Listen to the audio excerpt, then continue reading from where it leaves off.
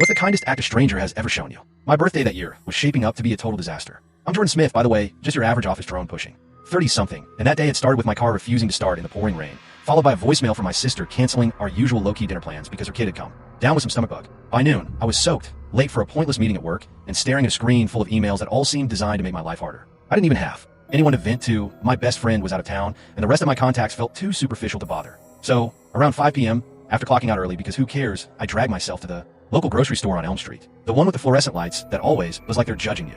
I figured, screw it, it's my birthday. I deserve something sweet, even if it's just me treating myself. The bakery counter was tucked in the back, near the produce section, and it smelled like fresh dough and regret. I grabbed a plain sheet cake from the display, chocolate fudge, nothing fancy, and handed it over to the guy behind the counter. He was probably in his late 40s, with a name tag that said Mike, and flour dusted on his apron like he'd been wrestling dough all shift. How can I help? He asked, already piping bag in hand. Can you decorate it? Just something simple like happy birthday, and maybe some balloons or whatever you have. I shifted mine. Wait, feeling the damp from my jacket pooling on the floor. He nodded, then glanced up. Sure.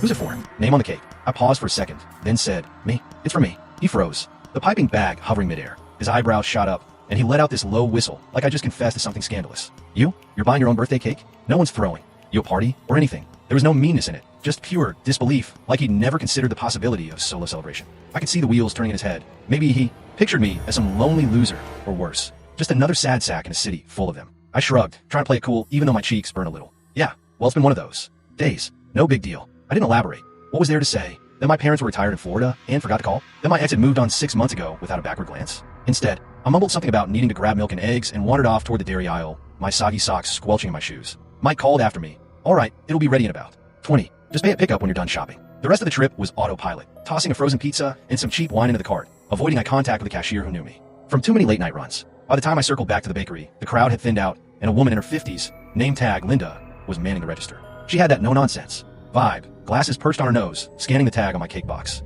That'll be $18.47, she said, punching numbers into the register.